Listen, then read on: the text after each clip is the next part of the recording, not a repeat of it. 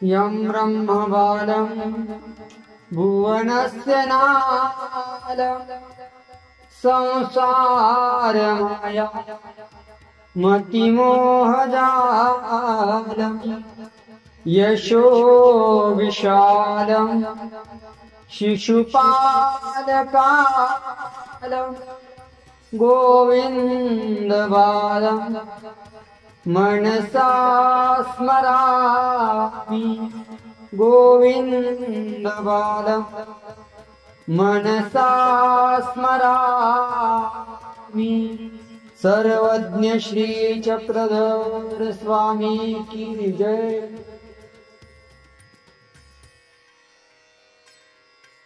प्रभू श्री चक्रधरांच्या कृपा आशीर्वादाने आपण सर्वजण या ठिकाणी प्रभूंच्या लीळांचं स्मरण करण्यासाठी, प्रभूंचे जे भक्त आहेत त्यांचं चरित्र, त्यांचा जीवन वृत्तांत ऐकण्यासाठी सर्वजण जमलेलो आहोत। आजच्या आपल्या या कार्यक्रमाला विशेष उपस्थिती लाभलेली आहे। आदरणीय पूजनीय श्रद्धेय अंबाळी निवासी श्री बाबाजी आणि त्यांच्या सोबत आलेले सर्व साधू संत। परमेश्वराचा जेव्हा आपण विचार करत असतो,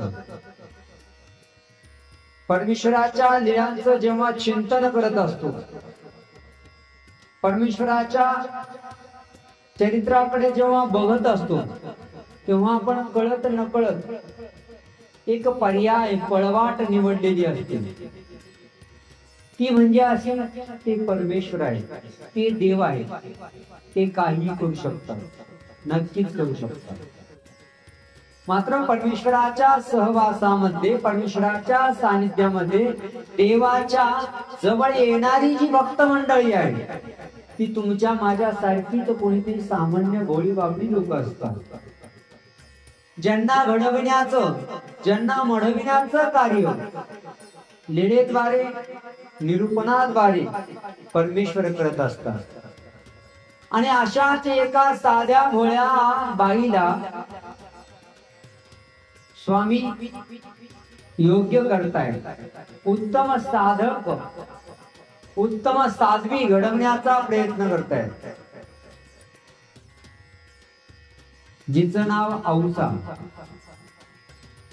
अगदी वागण्या बोलण्याची त्यांना शुद्ध नसताना कसं कुठे वागावं बोलावं याचं व्यवहार ज्ञान नसताना स्वामी त्यांना अत्यंत शास्त्रबद्ध रीतीने वागण्यासाठी शिकवतात, वागण्याचे सांगतात।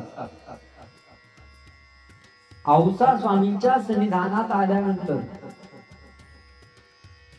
स्वामींना ती प्रेमाने, आवडीने, श्रद्धेने स्वामी जगन्नाथ असं म्हणतात। ज्ञान उत्तम आहे, पण ज्ञानापेक्षा प्रेम हे कधीही श्रेष्ठ आहे, कुणाचंही श्रेष्ठ आहे। प्रेमानं सर्व जग आपलंसं करता येतं।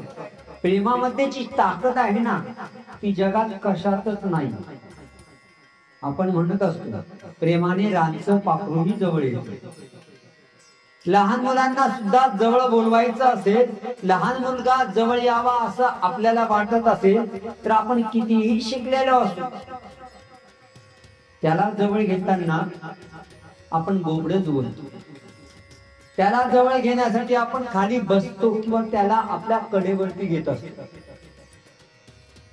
आई बापाचं प्रेम हे निष्काम असतं, निर्हेतुक असतं, त्याच्या मागे स्वार्थ नसतो।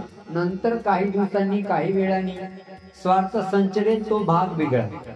आई नेहमी मुलाला आपल्या कडेवरती घेत असते।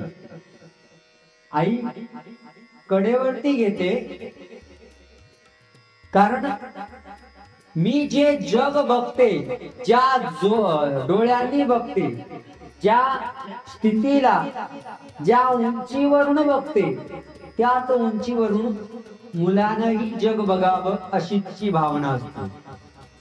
पण बाप जो असतो ना, मुलाला खांद्यावरती डोक्यावरती घेतो.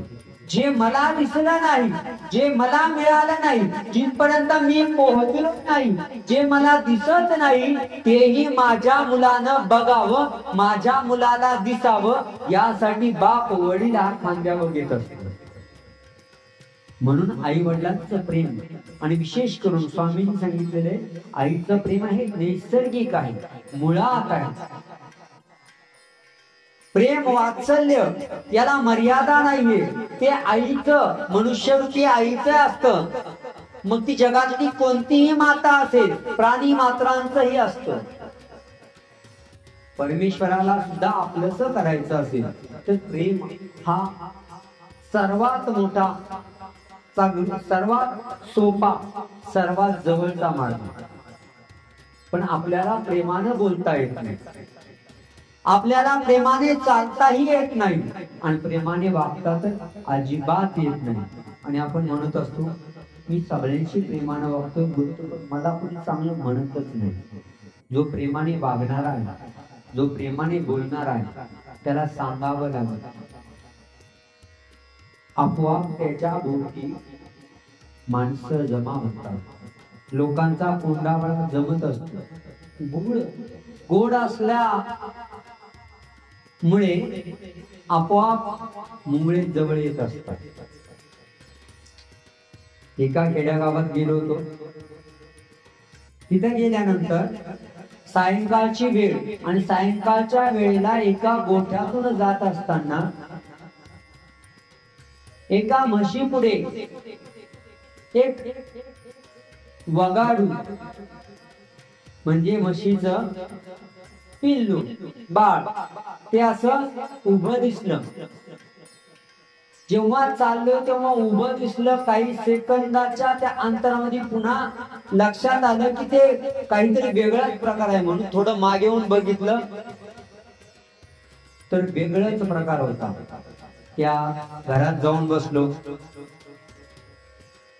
निरीक्षण केलं, लक्षात आलं, पण तू पूर्ण कळालं नव्हतं. मग तो जो घरधनी होता तो त्या म्हशीचं दूध काढून घरात आला. तेव्हा त्याला विचारलं, का हो म्हशी पुढे तुम्ही ते काय ठेवलं होतं?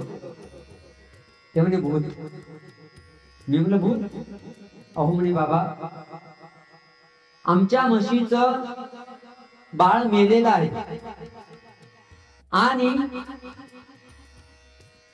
म्हैस दूध देत नाही, म्हणून आम्ही तिचं बाळ मेलंय त्याला चिरून त्याच्यात भुसा भरून ते समोर ठेवलेलं आहे. आणि म्हैस ही बिंडोक प्राणी वेडी आहे, तिला नाही कळत खरंच आहे की काय आहे, आणि म्हणून आम्ही ते समोर ठेवल्यामुळे ती दूध देते. क्षणभर माझ्या मनात विचार आला, हो असेलही, ती बिंडोक असेलही. आपण म्हणतोय, मी तर बऱ्याच वेळा म्हणत असतो, जेव्हा आपण गाडी चालवतो त्यावेळेस सर्व प्राण्यांना हॉर्न दिला का ते आजूबाजूला होतात. म्हशीची पॉवर आरटीओ पेक्षाही जास्त आहे. थांबावसला हॉर्न वाजवा, एक हळू वाजवा, जोरात वाजवा, ती हालत नाही. तिला जेव्हा वाटेल जितक्या चालीनी आहे ती चालली. ती असेलही बिंडोक, परंतु तिच्या ठिकाणी मातृत्व, वात्सल्य, प्रेम इतकं भरलेलं आहे की स्वतःच्या मुलाचं, स्वतःच्या बाळाचं कातडं जेव्हा ती बघते त्यावेळेस तिला पाना फुटतो. हे आईचं प्रेम तिच्या त्या दुधातून येत असतं. आणि ती जणू काही या माणसाला म्हणते, अरे वेड्या माणसा, मला माहिती आहे ते माझं बाळ नाहीये, पण माझ्या बाळाच्या कातड्यामध्ये तो भुसा भरलाय ना, त्या बाळाला बघून माझा पाना फुटतोय. हे माझं प्रेम आहे. समोर माझ्या बाळाचा आकार आहे, ते आकार असू दे, काही भरलेला असू दे, पण माझ्या बाळाचं आहे म्हणून मला वात्सल्याने पाना फुटतो, मी तुला दूध देते, मी वेडी नाहीये. हे मातेचं प्रेम आहे. तेवढी ताकद त्या प्रेमात आहे. स्वार्थाशिवाय प्रेम करणारी एकच जननी आहे, ती म्हणजे आई, माता. आणि त्याच्याही पलीकडे जर आईच्या 100 पट 1,00,000 पट कोणी जर जीवावरती स्नेह करत असेल, प्रेम करत असेल, वात्सल्य करत असेल, तर तो एकमेव परमपिता परब्रह्म परमेश्वर सर्वज्ञ श्री चक्र आहे. तुम्ही भक्ती केली, परमेश्वराचं काहीही नुकसान होत नाही, फायदा होत नाही. तुम्ही भक्ती नाही केली, परमेश्वराचा काही फायदा नाही, नुकसान नाही. परंतु परमेश्वराने स्वतःला वात्सल्याने इतकं भरून घेतलेलं आहे की एखादा जर देवाजवळ काही मागण्यासाठी आला तर तो देऊन टाकत असतो. हौसा देवाच्या सन्निधानात आल्या, देवाचा काय फायदा होता? कल्याण तर हौसाचं होणार होतं ना. परंतु तिला जीव लावणं, तिला आपलंस केलेलं आहे देवाने. आणि देव तिला जेव्हा आपलंस करतात त्यावेळेस ती देवाला प्रेमाने जी जी स्वामी जगन्नाथ, कुठला नाथ? जगाचा नाथ. हौसांनी देवाला आपलंस केलेलं आहे, पण देवाने सुद्धा हौसांना आपलंस केलेलं आहे. परमेश्वराला जवळ जाण्याचा मार्ग प्रेम सर्वात जवळचा आहे. एक दिवस स्वामी निरूपण करतात की या कलियुगामध्ये हे सगळे जीव आहेत ना, हे प्रत्येक प्रत्येक सर्वच पापी आहे. कोण कर्म चांडाळ आहे, कोण विश्वासघातकी आहे, कोण गुरुद्रोही आहे, कोण मार्गद्रोही आहे, कोण मातृद्रोही आहे, कोण वंचक आहे, कोण हिंसक आहे, कोण व्यभिचारी आहे. या जगातला प्रत्येक जीव कुठल्या ना कुठल्या दोषाने भरलेला आहे. त्यामुळे देवाला प्राप्त करणं, देवाला मिळवणं खूप अवघड आहे. आणि आपल्याला तर जास्तच अवघड आहे. आपल्या सर्वांच्या ठिकाणी 62,500 दोष भरलेले आहेत. आपल्या अकाउंटला सुद्धा तेवढा बॅलन्स नसतो. एवढे दोष आपल्या जवळ भरलेले आहेत. आणि त्यातल्या त्यात आजच्या जगामध्ये आपण ज्या जगात वावरतो ना, त्या जगामध्ये परमेश्वराजवळ जाणं, परमेश्वराला मिळवणं अत्यंत अवघड आहे, दुरापास्त आहे. कारण परमेश्वराच्या मार्गावर पासून परमेश्वराने आपण ज्या परमेश्वराच्या रस्त्यावरती चाललेलो आहे, त्या रस्त्यावरून अनेक प्रलोभन आपल्याला त्या मार्गावरून खाली पडण्याचा प्रयत्न करतात. अनेक दोष, अनेक माणसं, अनेक जीव आपल्याला तो परमेश्वराचा मार्ग सोडण्यास प्रवृत्त करतायत. म्हणून मी नेहमी म्हणत असतो, तेरे पथ से मुझको हटाती है दुनिया, इशारों से मुझको बुलाती है दुनिया. तेरे पथ से मुझको हटाती है दुनिया, इशारों से मुझको बुलाती है दुनिया.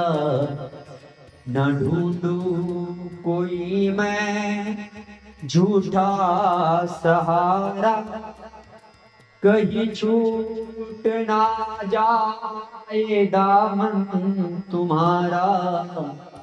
मेरे स्वामी मुझको देना सहारा, कहीं छूट ना जाए दामन तुम्हारा. परमेश्वराच्या मार्गावरती चालताना अनेक लोक, हा समाज आपल्याला नाव ठेवत असतो. आपण सतत एका भीतीखाली वावरत असतो. लोक काय म्हणतात, लोक काय म्हणतील, लोक काय म्हणतील याचा जर विचार आपण करायचा, लोक काय म्हणतील याचा जर विचार आपण करायचा, मग लोकांनी कसला विचार करायचा? सबसे बड़ा रोग क्या कहते लोग, लोगों का काम है कहना छोड़ो बेकार की बातें। लोक काय म्हणतील याचा विचार करण्यात, समाज काय म्हणेल याचा विचार करण्यात आपलं अख्खं आयुष्य निघून जातं। आणि तेच चार लोक जेव्हा आपल्याला खांद्यावरती घेऊन निघतात ना, त्यावेळेला जरा प्रेमाचे आहे, जवळचे आहे, व्यवहार म्हणून आलेले किती आहे, आपले म्हणून किती आलेले हे बघायचं असेल ना, तर शेवटी प्रेत यात्रा जेव्हा जात असते ना, तेव्हा प्रेत यात्रेच्या वेळेस तिथं थांबा, 1 तास इथं थांबावं लागेल। किती जण थांबतात? कोणी जर पाहुणा येणार असेल, कुणासाठी थांबवलं असेल, तर त्यावेळेस किती कावकाव चावचाव करतात। अहो दूर नाही, आपल्या आश्रमापासून जायचे देवाच्या स्मशानभूमी साधारणपणे 1 किलोमीटर वरती आहे। जेव्हा आपल्या मार्गातला आश्रमातलं कोणी वाढतं, सरतं, त्यावेळेला सुरुवातीला खांदा देण्यासाठी अनेक जण पुढे सरसावतात। जशी अर्धा किलोमीटर ती प्रेत यात्रा जाते, ज्याच्या खांद्यावरती असतं तो बघतो इकडे तिकडे कुणी घ्यायला तयार आहे का। जेव्हा शेवट येतो ना, आश्रमातले आम्हीच लोक असतो, त्यातले कित्येक जण म्हणतात, अरे बाप जरा जास्त जड। ज्या लोकांच्या भीतीने आपण अख्खं आयुष्य खर्च केलेलं असतं, तीच लोक आपल्याला खांदा सुद्धा व्यवस्थित देत नाही। म्हणून त्यांचा विचार करायचाच नसतो। दोषाने भरलेलो आहोत आपण हा विचार करायचा असतो।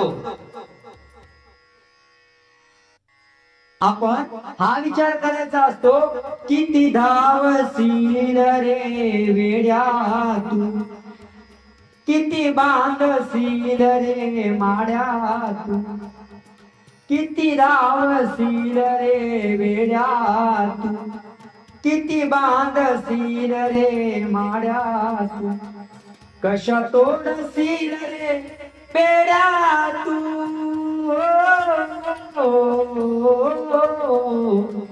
कशा तोडसील रे बेड्या तू, पुरी झाली उडता ही माया ममता तोड आता, हा संसार सारा सोड आता, तुझी वाट पाहतो स्वामी सखा,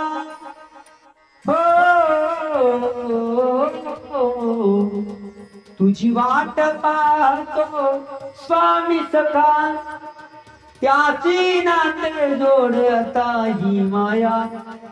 या माया ममतेच्या वेगळं व्हायचं आहे, या माया ममतेच्या वेगळं होण्याचा प्रयत्न करायचा आहे, तरच आपल्याला मुक्ती आहे। 62,500 दोषांनी भरलेलो आपण देवापर्यंत जाण्यासाठी जेव्हा निघतो, तेव्हा लोक काय म्हणतात, हा आता सगळं करून भागले, देवधर्मी लागले, 100 बिल्ले 100 चुहे घाटे बिल्ली चढी। लोक सोडणार नाही तुम्हाला, त्यांचा विचार करू नका। तिथं काय सांगशील देवाला, हो तिथं काय सांगशील देवाला, काय सांगणार आहे देवाला, काय हिशोब केलाय, किती स्मरण केलं बाबा देवा, लई स्मरण केलं, किती केलं, रोज केलं, मनातल्या मनात।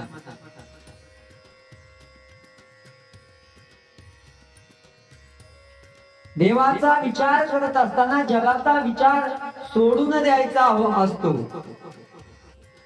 लोक तुम्हाला पायी पायी चालू देत नाही, घोड्यावरतीही चालू देत नाही, त्यांचा विचार करूच नाही. म्हणून आपण सर्व दोषांनी भरलेले जीव जेव्हा देवाकडे जाण्याचा प्रयत्न करतो त्यावेळेस अनेक प्रलोभन, अनेक आमिष, अनेक लोक त्या मार्गावरून आपल्याला पदच्युत काढण्याचा प्रयत्न करत असतात. आणि स्वामींनी निरूपण केलं आहे, कोणी स्वामीद्रोही, कोणी परिवारद्रोही, कोणी मातृद्रोही, कोणी गुरुद्रोही, कोणी मार्गद्रोही, कोण प्रतारक, वंचक, कर्मचांडाळ असे संपूर्ण आहे. त्यामुळे या जगामध्ये देवाला मिळवणं, देव प्राप्त करणं अत्यंत अवघड आहे. खूप कष्टाचं काम आहे, खूप जिगरीचं काम आहे. हे संपूर्ण निरूपण ऐकल्यानंतर औसा देवाला म्हणते, देवा जी जी स्वामी जगन्नाथा, देव जर कशानेच मिळत नाही, देव मिळवणं जर एवढं अवघड आहे, तर मला एखाद्या चौहाटाची म्हणजे चौकातली जोगीन बनवा आणि आयतं आलेलं खायला बसवा.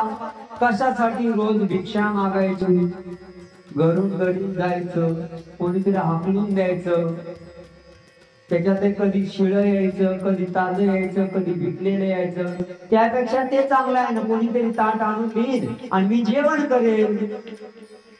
जेव्हा औसा असं म्हणतात, देव तिला समजावणीच्या सुरात सांगतात. देव ज्या त्या जीवाच्या अधिकारानुरूप सांगत असतात. भट्टोबासांना म्हणतात, बघितलं का वानर्या, ही औसा चोहाटाची म्हणजे चौकातली जोगीन जखीन होऊन मेंढे बोकड खायला तयार झालेली. ती म्हणते, देवा असं नाही, मला असं नाही करायचं, मला असं नाही व्हायचं. देव म्हणतात, तसंच काम असतं. असं आहे का देवा? आपल्याला काय जोगीन करायचं नाही, तू सांगितलेलं विधी मी आचरण करेन. किती शांततेने लगेच माघार घेत औसा. आणि आपण माघार घ्यायला कमीपणा समजत असतो. स्वाभिमान असावा, अभिमान नसावा. आपला अख्ख आयुष्य विनाकारणच्या अभिमानात, अहंकारात चाललेला आहे. आपल्यालाही कळत नाही. मला बोलला, एवढं 4 लोकांमध्ये बोलला, मी मंदिरात गेलो तो मला उद्देशून बोलला, मंदिरातच जात नाही. त्याचं काय नुकसान नाही.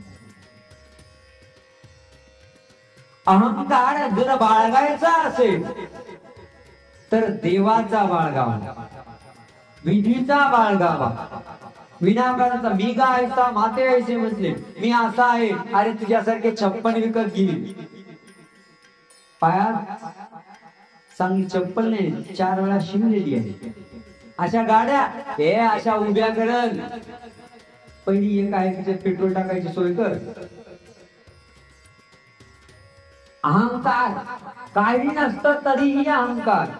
इथे अहंकाराने चांगले चांगले उद्ध्वस्त झालेले आहे. रावण टिकला नाही हो. रावण तुम्ही कोण? जो सोन्याची लंका वापरत होता, राहत होता, जो परिपूर्ण होता, कोणीच नाही. अजून सांगू, जे 400चा पार, जे 400 पार म्हणत होते, 240 वाले, जे 60-70 वर्ष राज्य करत होते, त्यांना काय परिस्थिती आहे? जो सांगत होता दिल्लीचा सुलतान, या जन्मात मोदीजी आम्हाला हरवू शकत नाही, हे मेले पण राहिला नाही, आमदार पण राहिला नाही. चांगले चांगले अहंकाराने जमीन दोस्त झालेले आहेत. कसला अहंकार बाळगून बसतोय? अहंकारापासून दूर राहणं. परमेश्वराच्या विधीमध्ये, देवाच्या विधीमध्ये आपण कधीच अहंकार, कधीच नाही, कुठेच नाही अहंकार पाळू. अहंकारासारखा असलं तरी गर्भाचं घर खाली कधी होतं, कुणाचं होतं. देवाला तर अजिबात चालत नाही. भगवान गोपाल कृष्णांनी चांगले चांगले डिकेला लावलेलं असं मला वाटलं. ज्यानं ज्यानं अहंकार केला, अर्जुन म्हणायचा मी मी मी गांडीव धनुष्यधारी आहे. तुम्हाला माहिती का, अर्जुनाच्या ध्वजावरती भगवद्गीतेची जे चित्र आहे, अर्जुनाचा रथ आहे, त्या अर्जुनाच्या रथावरती झेंडा आहे, त्या झेंड्यावरती मारुती बसलेले, हनुमान बसलेले. का? अर्जुनाला गर्व होता. एक दिवस अर्जुन फिरत फिरत फिरत कन्याकुमारीला गेला आणि कन्याकुमारीला गेल्यानंतर तिथे हनुमानाशी भेट झाली आणि मग गप्पांच्या ओघामध्ये अर्जुन त्यांना म्हणतो, श्रीरामांनी म्हणे दगडाचा पूल तयार केला, तेवढे श्रेष्ठ धनुर्धारी होते, अचूक नियम होते, त्यांनी बाणाचा का तयार केला नाही? अर्जुनानं असं विचारल्यानंतर हनुमान म्हणाले, अरे आमच्यासारखे बलदंड बलशाली वानर प्रजातीचे ते कसा टिकला असता? तो मोडून गेला असता. काही सांगता तुम्ही म्हणे मोडून गेला असता. असा कसा मोडल? एका खाली एक, एका खाली एक, एका खाली एक, असे डायरेक्ट जर बाणांची चळत रचली तर कसा मोडेल म्हणे? अरे बाबा नाही टिकणार. माझ्यासारखं माझ्या आमचे सगळं वानर सैन्य जाऊ दे, मी एकटा असतो तर टिकला नसता. अर्जुन म्हणतो असा कसा टिकणार नाही, मी बनवतो. कोण तोडल? हनुमान म्हणतो मी तोडल. पॉइंट काय? पॉइंट काय? अर्जुन म्हणतो जर तुम्ही माझा तो बाणाचा पूल तोडला तर मी अग्निकाष्ट घेईल, मी स्वतःला शितेवरती जाळून घेईल जिवंतपणे. हनुमान म्हणतात अरे तू तर मरणाची प्रतिज्ञा केली, मला तर मरण नाही, मग मी काय करेन? मी तुझ्या ध्वजाचं झेंड्याचं रक्षण करेन. लागली पहिली. अर्जुनाने बाण काढले, धाड धाड धाड धाड धाड, पूल तयार केला. हनुमान आले, एका उडी कटकन तुटून गेला. अरे बाप. हनुमान म्हणतात तुला वाटतंय का अचानक झाला? पुन्हा एकदा आणखीन एकदा मजबूत बनव, आणखीन एकदा चांगला मजबूत बनव, पुन्हा तुला दाखवतो की जे झालं रामायणामध्ये ते योग्यच होतं. अर्जुनाने पुन्हा डबल चांगला मजबूत कोणतं सिमेंट वापरून अल्ट्राटेक सिमेंट. इंजिनियरांची आवड. भूकंप आला, अर्जुनाला म्हणतात तुला काय वापरायचंय ते वापर, जितका वेळ घ्यायचाय तेवढा घे, झाल्यावर सांग मला. तयार होतो. अर्जुन म्हणतो हा आता या. हनुमान म्हणतात तयार पक्क, अजून 2-5 बाण सोडायचे असतात सोडून घे, अजून काय मजबूती द्यायची असेल ते, नाही झाली नाही तरी पण सोडून घे. अर्जुनाला वाटतं कशाला रिस्क घ्यायची, मारण्याचा प्रश्न. काढतात आणि बांधतात, पुन्हा तू काही हे करतात. हनुमानवरती आकाशात जातात, उडी मारतात, कटकन तुटून जातात. आणि मग अर्जुनाची त्यांची पहिली लागलेली आहे आता प्रतिज्ञा असते, वचन. आश्वासन नाही बर का, वचन. आणि मेरा वचनी मेरा काय, मेरा वचनी मेरा शासन काय आहे काहीतरी. इथे आता कितीही वचन देऊ द्या, कितीही आश्वासन देऊया, आजच्या जमान्यात पूर्ण करणारे खूप कमी लोक आहेत. इथे अर्जुनाने स्वतःसाठी मरणासाठी स्वतःच्या मरणाची चिता स्वतः रचलेली आहे, तयार केलेली आहे, अग्नी पेटवलेला आहे, प्रदक्षिणा मारतोय, धनुष्य घेतलेला आहे आणि आता उडी मारणार. माझा गोपाल कृष्ण आला का? भक्त वत्सल आहे, भक्तांचं रक्षण करायचं ही प्रतिज्ञा देवाने घेतलेली आहे. जेव्हा जेव्हा जिथं जिथं भक्त संकटात, तिथं तिथं परमेश्वर त्याचं रक्षण करायला तयार. देवाला वाटलं ह्या येड्यानं अहंकाराच्या भरात घेतली प्रतिज्ञा, आता मला याचं रक्षण जाऊन करावं लागलं. मग काय करायचं? गोपालकृष्ण गेले तिथे ब्राह्मणाच्या देशात. अरे तू अर्जुन इथे काय करतोय, असं काय प्रदक्षिणा कशाला मारतोय चितेला, का मारतोय? आमची अशी अशी प्रतिज्ञा पैन ठरली होती. अरे पण तुमच्या दोघांमध्येच पैन ठरली होती. पंच कोण आहे? अंपायर कोण आहे इथे? साक्षी कोण आहे? नाही साक्षी नव्हतो कोणी. मग हनुमानांना विचारलं,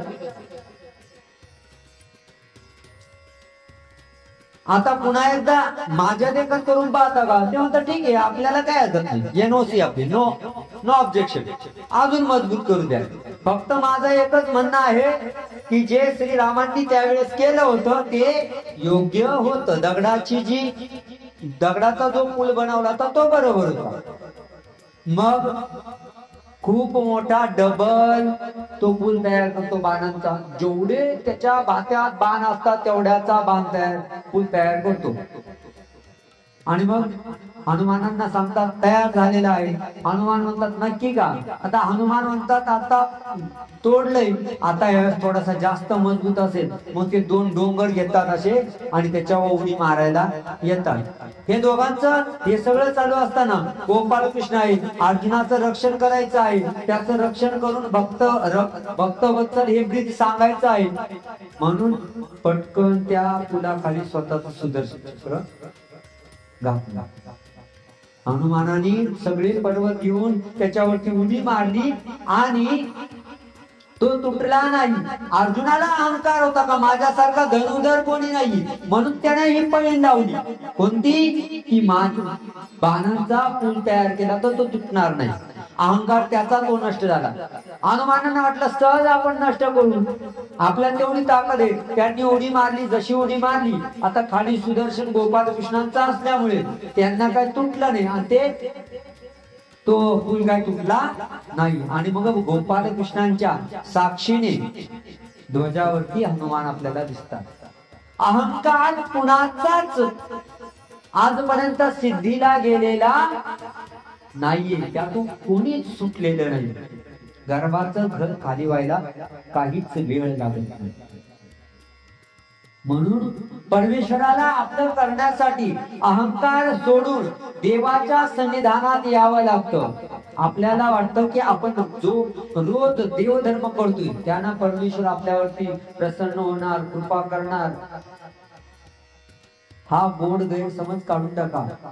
आपण जेवढा देवधर्म करतोय ना तेवढ्याच्या मोबदल्यामध्ये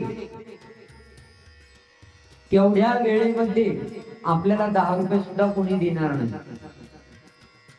तुम्ही बरेचसे दुकानदार आहात, सकाळी 8-9 ला जातात, रात्री 11 ला येतात.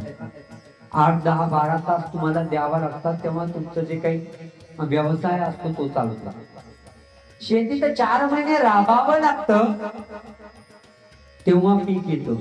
आणि आपण करत असलेल्या 5, 10, 15, 20 मिनिटांच्या देवधर्मामध्ये, तासभराच्या देवधर्मामध्ये आपल्याला आपली तब्येत चांगली राहिली पाहिजे, आपला संसार नेटका झाला पाहिजे, आपली बायकोची तब्येत चांगली राहिली पाहिजे, पोराचंही शिक्षण झालं पाहिजे, त्याला नोकरी लागली पाहिजे, सुनही चांगली भेटली पाहिजे, नातूही झाला पाहिजे.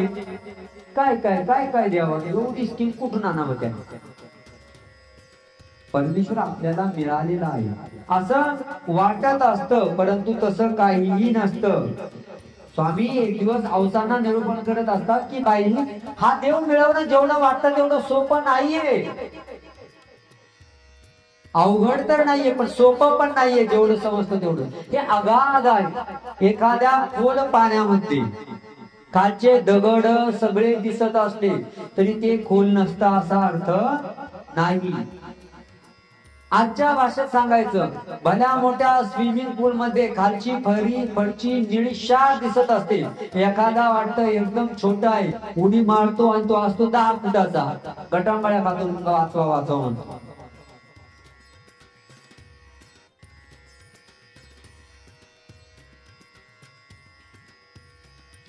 स्वामी औसांना खड्या खुट्याचा दृष्टांत सांगतात. कोणीतरी एक डोहाच्या काठावरती बसलेला व्यक्ती असतो आणि तिथे दुसरा एक वेडसर सामान्य रीतीने माणूस येतो. उदक म्हणजे पाणी स्वच्छ आहे, निर्मळ आहे असं बघतो. खालचे खडे गोटे एकदम जवळ दिसतात आणि तो असं जवळ आहे म्हणून जरा हाताची बाई वरती करतो, हात घालतो. हात जसा घातला तिथपर्यंत काय पोहोचत नाही आणि मग पाय घालतो, पायानं ओढून घेऊ, पाय पण पोहोचत नाही. आणि मग कपडे काढून त्यात उडी मारतो आणि उडी मारायला जेव्हा उडी मारतो तेव्हा त्याच्या लक्षात येतं की आपण त्या पाण्याचा थाव घेऊ शकत नाही.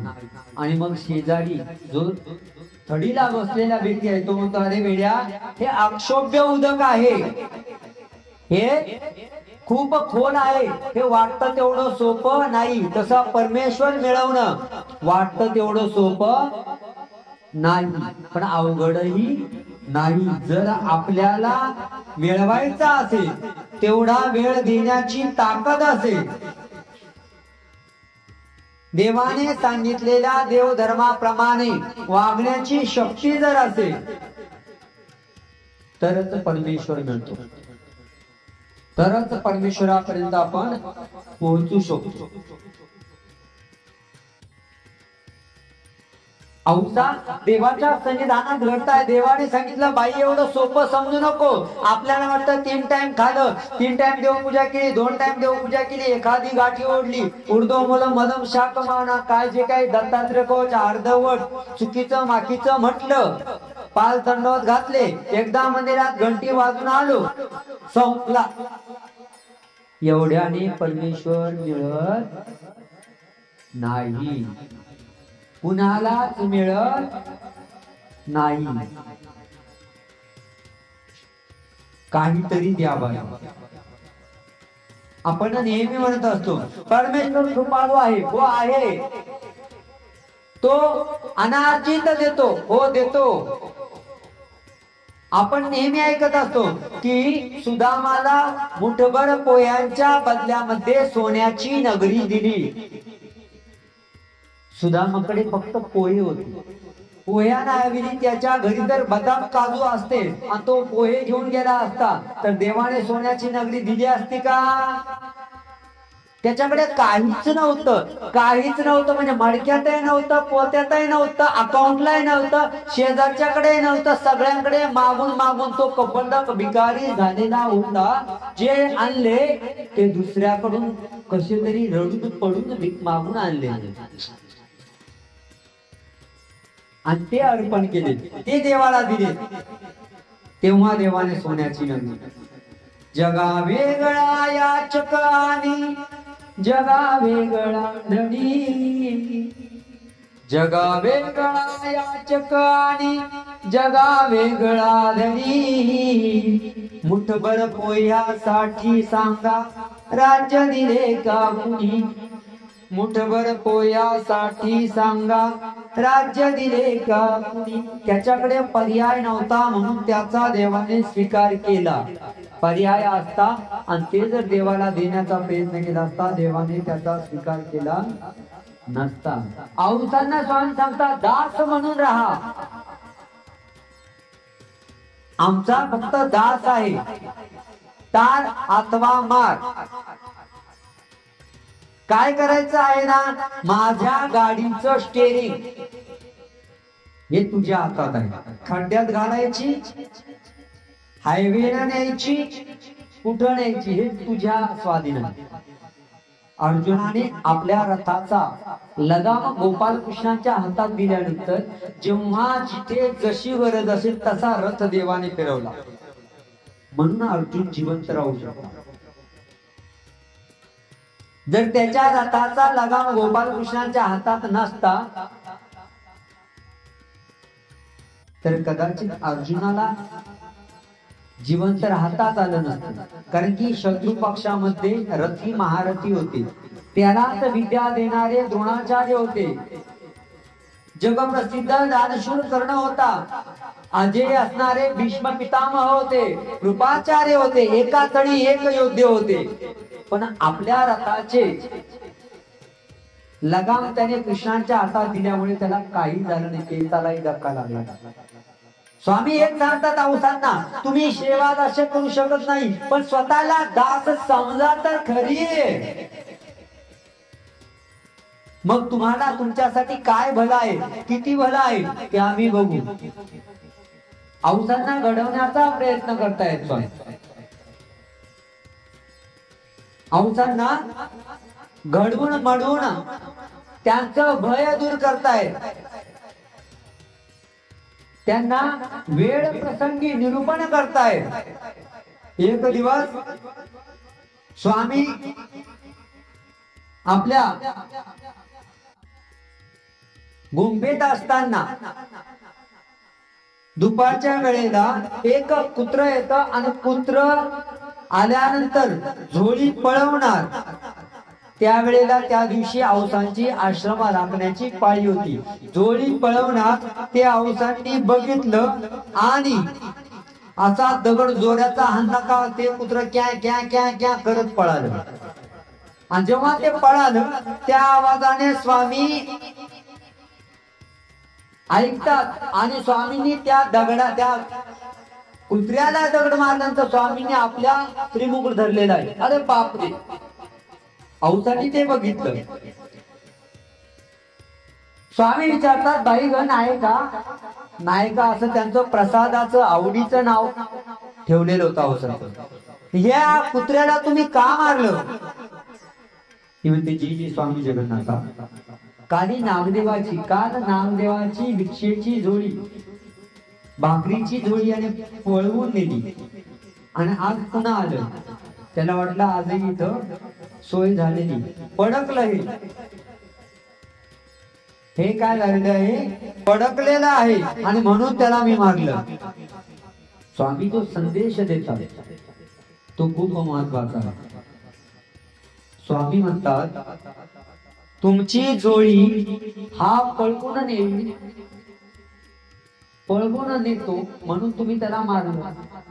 तुमच्या जोळीचं रक्षण तुम्ही का केलं नाही? त्याला स्वयंपाक करून घालण्यासाठी कोणी आई बहीण आहे का? मग ती भोजन तयार करेल आणि मग तो जाईल, मग ताट येईल आणि खाईल. आपल्या सामानाची रक्षण आपणच करायला पाहिजे. आपल्या सामानाचं रक्षण आपण करावं, पण मारू नये. औसा बावडेपणाने विचारतो, देवा त्या कुत्र्याला मी दगडात आणला, त्याच्या डोक्यात बसला, क्या क्या करत गेलं आणि त्यावेळेला तुम्ही आपला श्रीमुकुट धरला, असं का बरं? त्याला मारल्यावर तुम्हाला दुःख झालंय का? तुम्हाला लागलंय का? आपण काय व्यापक आहात का? मग तुम्ही पण त्या कुत्र्याच्या ठिकाणी आत्मत्वाने व्यापक आहात का? या जगातले जेवढे जीव आहेत, ज्या वस्तू आहे ना, त्या प्रत्येक वस्तूमध्ये मी व्यापक आहे. त्याला त्रास दिला ना, तो मला त्रास होतोय. कुणाचंही अंतःकरण दुखू नये, कुणालाही मारू नये. त्याला मारलं ना तर मला मारल्यासारखं आहे. सर्व भूते इथे रतात, सर्व भूतांच्या ठिकाणी माझं, त्यांचं हित माझं हित एकच आहे. त्यांच्याच सुखात मला सुख आहे.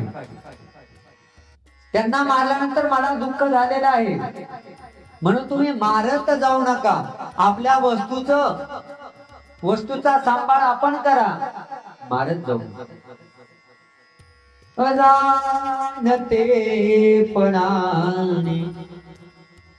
श्वानास ताडिले, अजाणतेपणाने श्वानास ताडिले तू, जीतेपणी किवेला मातीत गाडिले तू. आनंदमय प्रभूच्या दुःखास पाहिले ना, जागेपणी आम्हाला कवडी कधी मिळेना. तुझ स्वप्नीला भला परिसर पाहिला ना, जागेपणी आम्हाला कवडी कधी मिळेना. अगं आऊ, तुला तुझ्या जावेपणाचं, जितेपणाचं सार्थक झाल्याची भावना नाहीये का? नकळत तू त्या कुत्र्याला मारलंस, पण त्या कुत्र्याची किंवा परमेश्वराला आलेली. परमेश्वर सर्व ठिकाणी व्यापक आहे. फक्त मनन म्हणजे लिहिणं. कण कण में है भगवान, फक्त मनन. आणि आचरणात आणणं, सर्रास कुणालाही शिवीगाळ करणं, मारणं, हे परमेश्वराला मान्य नाही. एकमेकाला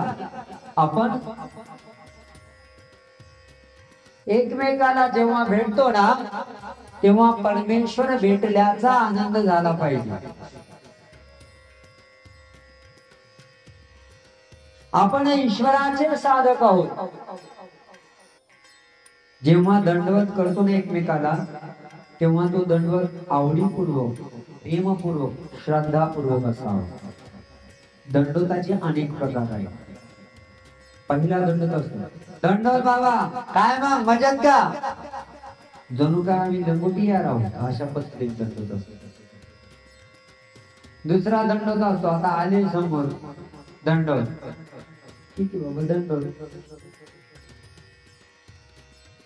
तिसरा दंडवत, काय मग दंडवत बाबा, बरं आहे ना? आम्ही तो तुमच्या आशीर्वादावर, मग आमचाच आशीर्वाद आहे तुमच्यावरती.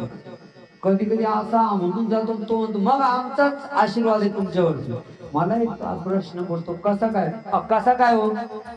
आम्ही आशीर्वाद दिल्याशिवाय तुम्हाला कोणी भेटेल का? जेवायला तरी भेटेल का? म्हणे हे खरे बाबा, चल आता तू म्हणशील तसं.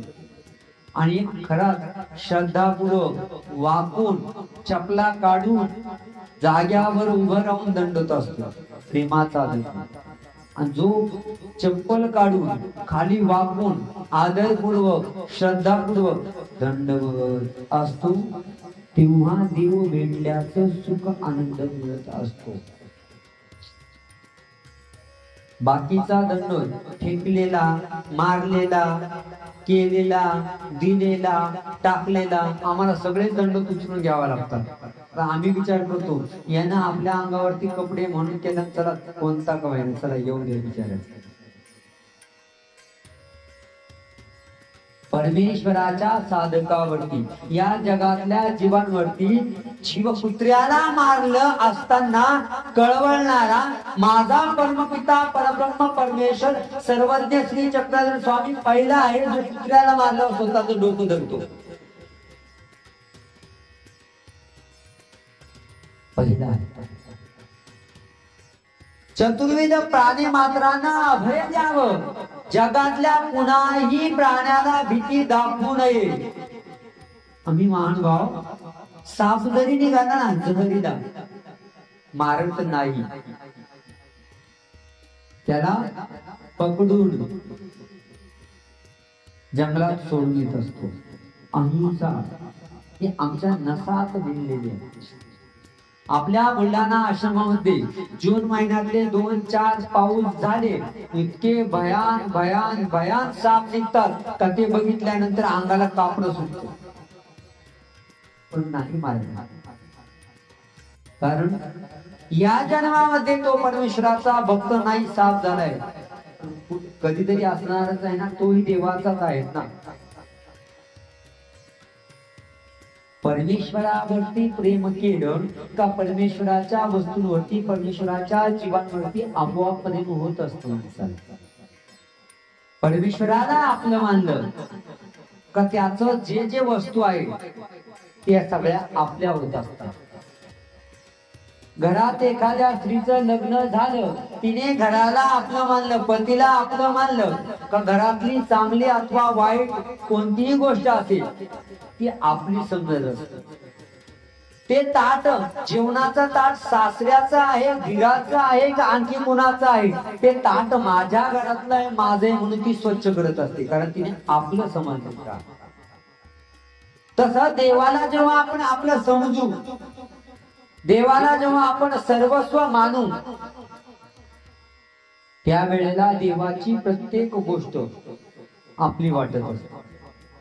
देवाचा विशेष माझा आहे, देवाचा आलेला साधू आहे माझा आहे, देवाने सांगितलेला प्रत्येक विधी हा माझ्या देवाचा आहे. आणि मग परमेश्वर भेटल्याचा आनंद प्रत्येकाला होत असतो. तो आपल्याला होण्यासाठी देवाला सर्वस्व मानायचं आहे. सकाळच्या देवपूजेपुरता, संकट दूर होण्यापुरता, लग्न कार्यापुरता मंदिरातला देव समजायचा नसतो. तर त्याला आपलं पण मानून तो ज्या विधीने प्राप्त होणार आहे तो विधी आचरण करायचा असतो. औसाने कुत्र्याला मारलं, कुत्रा मारला तो त्या अपराधी होता, त्याने काल झोळी पळवली होती, त्याचा तो दोष होता. आणि आजही त्यांची भिक्षा पळवायला आला होता.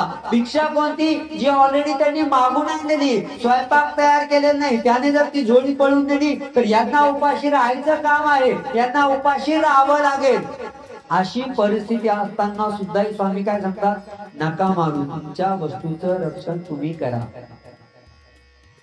आपण म्हणलो असतो बरोबर, बरं झालं, हा लय सोकावलं होतं, पडकलं होतं, आता पुन्हा येणारच नाही इकडं, चांगलं बदलायला पाहिजे होती. एकच दगड कशाला नाही, 2-4 आणायचे, कॅन करत गेलं असतं. आपण एक लागत नाही, आपला नियम चांगला नसतो. त्या कुत्र्याला इतका दात खाऊन दगड मारलेला असतो, ते कुत्रा पुढे निघून जातो दगड मागून, रागले आलेला असतो. दुसरा दगड मारतो, तोही चुकवतो, आणखी राग येतो, मला दगड लागला नाही. आता आपला नियम चांगला नाही, त्या कुत्र्याचा काय दोष? हा दुसरा दगड येतो, ते चुकवतं, हुकवतं, चिड येते, मी कसा, मला कुत्र्याने हरवलं. दगड लागला नाही म्हणजे काय झाला? कुत्र्याने हरवला, आपला अंगात तिथे दुखावला जातो. मग दुसऱ्यांदा ते कुत्र काहीच करत नाही, गप रस्त्याने जात असतो तरी आपण दगड घेतो, नाही हारतो, मारतो. का? त्या दिवशी पळालो होतो, मला दगड मारता आला नव्हता. आपण आहे ना अगदी क्षुद्रपणे वागत असतो.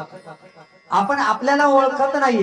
या छोट्या छोट्या गोष्टींनी त्याला काय फरक पडणार आहे ते विचारत त्या कुत्र्याच्या जन्मामध्ये गेलेला आहे. दुःख भोगतय, दुःख भोगणार आहे. त्याला तुम्ही दगड मारला तरी त्याचे दुःख त्याचे भोगावंच लागणार आहे. पण आपण आपल्या अहंकाराचं पोषण करण्यासाठी, अहंकाराचं समाधान करण्यासाठी आज कसं सापडलं म्हणून त्याला दगड आणतो आणि आपल्या अहंकाराला संतुष्ट करण्याचा प्रयत्न करतो. स्वतःची पाठ थापडतो. मी मागेही कदाचित सांगितलं असेल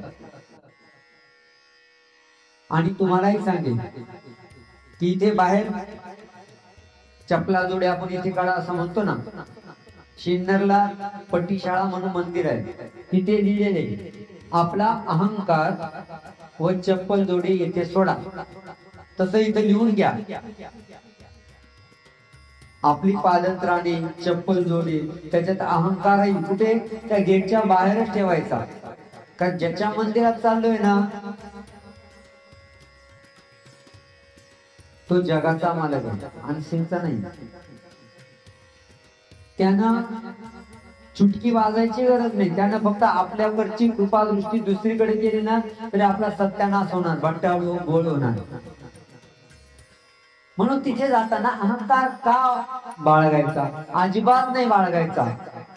हे सर्व माझ्या देवाची आहे, ही सर्व माझ्या देवाची साधक मंडळी आहे. इथे आलेला प्रत्येक वासनिक, देवाच्या मंदिरामध्ये दर्शनाला आलेला तो माझ्या देवाचा आहे, माणूस आहे.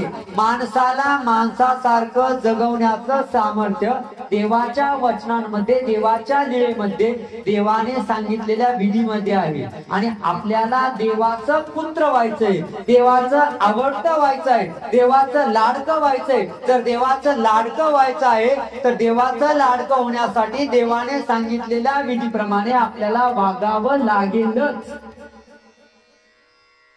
ज्याचं कोणाचा आपण लाडका असतो किंवा जो कोणी आपला मुलगा असेल, कोणी लाडका असतो ना, तो मनासारखं वागतो म्हणून तो लाडका झालेला असतो, म्हणून तो लाडका असतो. आपल्याला देवाचं लाडकं व्हायचं. आपण देवाच्या सन्निधानात आलेलो आहे, देवाची ओळख झालेली आहे, देवाजवळ जायचा, सुखी समृद्धी समाधानी होण्याचा मार्ग आपल्याला कळालेला आहे. त्या मार्गावरती आता खास कळगे स्पीड ब्रेकर येणारच आहे, मधीच एखादा धक्का लागणारच आहे, पण ते आपली गाडी आहे, आपली गाडी आपल्याला चालवायची आहे, आपल्या गाडीचं स्टेरिंग आपल्याच हातात आहे, ब्रेक आपल्याकडेच आहे, क्लच व पाय सुद्धा आपलाच आहे, रेस सुद्धा आपलीच आहे. जर गाडी आपली आहे, स्टेरिंग आपल्याकडे आहे, क्लच ब्रेक आपल्याकडे आहे, रेस आपल्याकडे आहे, तर मग आपली गाडी सुरक्षित का चालू नाही? चाललीच पाहिजे. समोर खड्डा दिसतोय, ब्रेक मारायची गरज आहे, मारलाच पाहिजे. रस्ता चांगला आहे, सुसाट सुटलं पाहिजे, मध्ये काय आडवे येणार असेल हळू झालं पाहिजे. आपल्या गाडीचा स्टेरिंग आपल्या हातात पाहिजे. आपल्या टीव्हीचा रिमोट ज्याच्या हातात असतो तो त्याचा आवडतं चॅनल लावत असतो. आपल्या जीवनामध्ये आपल्या सुखदुःखाचा रिमोट दुसऱ्याच्या हातात असतो. कोणीतरी म्हणतं आज कुठून साडी आणली का, चांगली दिसते, नवी दिसते, लगेच बरोबर. इकडं माणसांना आज लय चकबक, कुठेतरी चालले दिसत, आज लयच मस्त दिसत आहे, त्याला वाटतं आता सुंदर तर मीच जगात. इकडे चालता चालता कोणी म्हटलं, एखाद्या बाईने म्हटलं आज काय नटून धटून आज तर ऐश्वर्या राय, दीपिका पादुकोण, बस आता तर बस सगळं सब ठीक आहे. म्हणजे कोणीतरी चांगलं म्हटलं, खुश. आणि तीच साडी आहे, दुसरी एखादी येते, इकडं खुशीत माहोल मध्ये चाललेले, आज सगळ्या जणी माझ्याकडेच पाहणार, विचारणार कुठून आणली साडी, सांग कुठून आणली साडी. तेवढ्याच कोणीतरी भेटते, काय साडी, काय कलर आहे का, झालं जो आनंद झालेला तो काय पट्टा नट्टा पट्टा केलाय, काय उठून दिसते, काय नटून चालली, काय मुरडते, हे शोभत का या बाहेर, झालं संपलं. आनंद गायब. म्हणजे आपल्या रिमोट काय केलं आपण, कुणाच्या तरी हातात अजिबात नाही. आपलं रिमोट आपल्याच हातात पाहिजे. चांगलं म्हणलं तर तिथे चांगलं आणि वाईट काही म्हणलं, नळी फुंकडी सोनारे इकडून तिकडे गेले वाले. नाही तर कोणीतरी काहीतरी बोललं, ती जशी बोलली, काय साडी काय रंग तरी आहे का नीट, आणि किती रुपयाची घेतली, आणि 750 रुपयाची मागं दिली पाहिजे. तिकडून आले का घरी तन तन त्या उलथानावर त्या भाजीवर ठाण ठाण ठाण मला बोलली ती, तुला सांग. आपलं रिमोट आपल्या हातात ठेवायचं असतो, कोणाच्या हातात द्यायचं नसतं. आपल्या जीवनाचा लगाम, आपल्या जीवनाचा रिमोट आपल्या हातात ठेवायचा, नाहीतर परमेश्वराच्या हातात द्यायचा. कुणाच्या हातात नाही द्यायचा, अजिबात नाही द्यायचा. आपल्याला कोरोनाच्या काळामध्ये कळलं की आपण स्वतंत्र आहोत, म्हणजे किती सुखी आहोत. थोडं बाहेर पडलं, आगाऊपणा केला का बिचारे दात खाऊन होते. म्हणे साले आम्ही एवढे जीव जगतोय, रात्रंदिवस उभे राहतोय, घरदार सोडून झोप सोडून, आला का बाहेर, आणि जो काठ्या घेऊन सटा सटा सटा पार्श्वभाग सुजवायचे, सगळा राग इकडेच काढायचे. राग येणं पण त्यांना स्वाभाविक आहे ना. तुम्ही खुशाल घरात बसलेले, कोण एसीत बसले, कोण पंख्यात, कोण कूलर मध्ये, आणि हे बिचारे पोलीस मामा पुढं उन्हात, मग तो सगळा राग तिकडे इकडे काढून घे. ये बिचारा भेटला बाहेर जोडला. आपण किती सुखी आहोत याच आपल्याला आपलंच अवलोकन करावं लागेल, बघावं लागेल. म्हणून औसा जेव्हा त्या कुत्र्याला मारतात, कुत्र्याला मारला असताना जणू काय स्वामींना लागलेला आहे असं स्वामी कळवळतात. आपल्याला तर शेजारी एखादा जाणारा पडला, बरोबर असंच पाहिजे. अरे माणुसकीच्या नात्याने त्याला उचलायला पाहिजे, लागले का विचारायला पाहिजे. काही गरज होती का जोरात जायची. तो बिचारा हळू असेल, ओळख नसेल, चालला असेल स्टाईल मारत, पोरगा दिसला का चालला असेल स्टाईल मारत. गाडी येत नाही तर कशाला चालवायची. पुढे पाहून चालवता येत नाही का, हळू चालवता येत नाही का, बापाच्या जीवावर करतोय मजा, काही घेणं देणं नाही. बिचारा पडलेला आहे, त्याला लागले काही नाही. आपलं फ्रस्ट्रेशन असतं एकीकडचं दुसरीकडे काढलं. म्हणून एक प्रेमाने माणसाने माणसाशीच नव्हे तर जनावरांशी पशु प्राण्यांशी सुद्धा प्रेमाने वागावं याची शिकवण माझ्या सर्वज्ञ श्री चक्रधर स्वामींनी आपल्याला नाही दिली, फक्त जगाला दिलेली आहे. या नियमातून आपल्याला ही शिकवण धरायची आहे. विनाकारण कोणाची खोडी काढायची नाही. औसांनी त्याला विनाकारण नाही मारले, त्याचा दोष तरी मारला तरी परमेश्वर कळवळला. प्राणी मात्रांवरती दया करा, त्यांची जरा सोय करा. नाही सोय करता आली तर निदान आपलं आपण घराचा दरवाजा लावून जा. दरवाजा उघडा दिसला, त्याला भूक लागलेली आहे, स्वयंपाक घराचा पत्ता त्याला माहिती, तो बरोबर तिथं जाणारच आणि मग स्वयंपाक घरात जाऊन जे दिसेल त्याच्यात तोंड घालणारच. मग तो जाऊ नये याच्यासाठी दरवाजा लावून जा. तो गेला का मग सगळा राग त्याच्यावरती काढायचा, हे योग्य नाही असं स्वामींनी सांगितलेलं आहे. आपण हेच शिकूया की प्राणी मात्रांवरती दया करत असताना विनाकारण आपला इकडचा तिकडचा राग त्यांच्यावरती काढायचा नाही, कुणावरतीच काढायचा नाही. औसांना स्वामी हे निरूपण करतात आणि हेच करत असतात तिला जाणीव करून ती विचारते, देवा त्याला मारलं, तुम्ही डोकं धरलंय, तुम्ही व्यापक आहात का काय? देव म्हणतात, हो मी सर्वीकडे व्यापक आहे. आणि व्यापक असणाऱ्या परमेश्वराला आपण दुखू नये. आणि त्या दिवशी औसानं कळलं विनाकारण कुत्र्याला मारायचं नाही, आपल्या सामानाचं रक्षण आपणच करायचं. औसांना घडवून मडवून योग्य केलं म्हणजे काय केलं? भक्तजनांना प्रत्येक गोष्टीची जाणीव करून दिली म्हणजे काय केलं? याच लीळांमधून त्यांचं आयुष्य हळूहळू बदलत चाललेलं आहे आणि ते बदलणारच आहे. कारण परीस औसांना काय भेटलेलं आहे? परीस, तिचं सोनं होणारच आहे. आपल्याला इच्छाप्रमाणे देवाच्या सन्निधानामध्ये यायचं आहे, चतुर्विध साधनाच्या सन्निधानात यायचं आहे आणि आपल्या जीवनाचं सोनं करायचं आहे. नाहीतर मग जन्माला आला ह्याला आणि पाणी वाहू वाहू मेला, असं जीवन जगायचं नाही. जीवनाचं सार्थक आपल्याला करायचं आहे.